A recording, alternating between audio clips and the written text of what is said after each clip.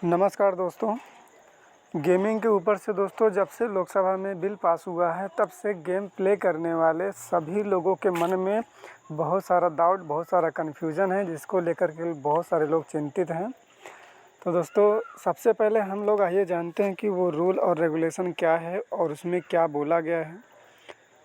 तो दोस्तों ये पेपर की कटिंग है जिसको मैंने निकाला हुआ है, तो इसको दोस्तों पढ़ते हैं। जैसा कि इसकी हेडिंग है दोस्तों कि ऑनलाइन गेमिंग की आड़ में सट्टेबाजी के खेल पर नकेल। हेडिंग से ही दोस्तों स्पष्ट है कि यहाँ पर लिखा है कि ऑनलाइन गेमिंग की आड़ में जो सट्टेबाजी कर रहे हैं उनके ऊपर नकेल कसी जाएगी, यानी उन पे पाबंदियाँ लगाई जाएंगी। चलिए थोड़ा सा अंदर और पढ़ते हैं। यहाँ पर दोस्तों लिखा है ऑनलाइन गेमिंग की आड़ में सट्टेबाजी और जुए का खेल कर रही कंपनियों पर नकेल कसने वाला ऑनलाइन गेमिंग संवर्धन एवं विनियमन विधेयक लोकसभा में पास हो गया। इसका मकसद ऑनलाइन गेमिंग को नियंत्रित करना और सुरक्षित माहौल बनाना है। तो दोस्तों यहाँ पर ये बोला जा रहा है कि इस बिल का जो मकसद है वो ऑनलाइन गेमिंग को रेगुलेट करना और उसको सिक्योरिटी मतलब सुरक्षित करना मकसद है इस बिल का।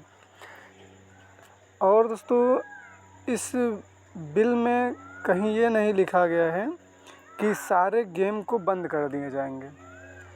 यहाँ पर दोस्तों ये लिखा गया है कि ऑनलाइन गेमिंग को नियंत्रित करना और सुरक्षित माहौल बनाना है। इस बिल का मकसद ये है, यानी जो फर्जी कंपनियां हैं, जो लोगों के साथ धोखाधड़ी करती हैं गेमिंग के नाम पे, सट्टेबाजी के नाम पे, उन पर नकेल कसने का मुझे लगता है कि ये बिल है।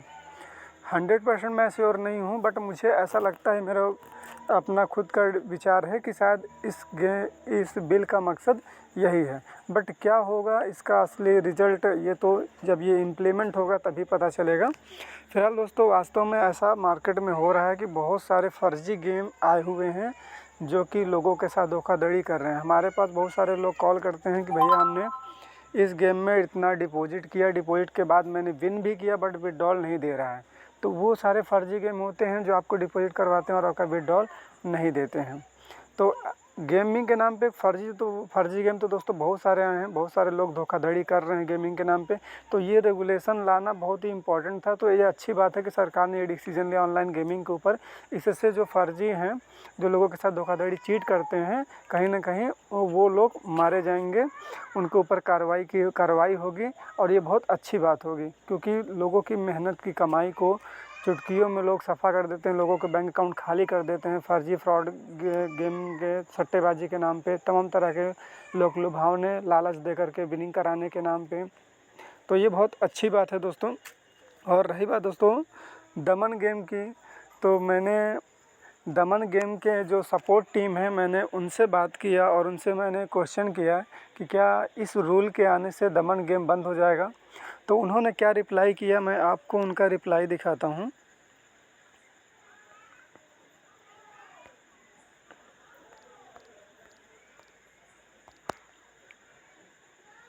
ये दोस्तों मैंने इनसे बोला कि will the Daman game also ban. मैंने पूछा कि क्या दमन गेम भी बंद हो जाएगा। तो इनका रिप्लाई आता है, hello good day dear, as far as I am aware we abide by the law of our government which is why Daman has been in business for 7 years and is unable to close. इनका कहने का मतलब ये है दोस्तों कि आपको बताना चाहते हैं कि हमारी कंपनी पिछला 7 साल से चल रही है और हम लोग गवर्नमेंट के रूल को फॉलो करते हैं। इन्होंने लिखा we abide by the law of our government, मतलब हम अपनी सरकार के नियम के अनुसार चल रहे हैं, इसलिए हम अनेबल टू क्लोज, हम बंद नहीं होंगे, ऐसा इनका कहना है दोस्तों। ये दमन गेम के सपोर्ट टीम के हैं। बाकी दोस्तों क्या होगा, बंद होगा या चलेगा, ये तो उस बिल के इम्प्लीमेंट होने पर ही पता चलेगा। 100% मैं भी नहीं कह सकता हूँ कि बंद हो जाएगा या फिर चलेगा। फ्यूचर क्या है वो बाद में पता चलेगा। मैं दोस्तों बस यही आप लोगों से कहूँगा कि किसी भी फर्जी गेम में, फर्जी ऐप में सट्टेबाजी के नाम पर, बेटिंग के नाम पर पेमेंट डिपॉजिट ना करें।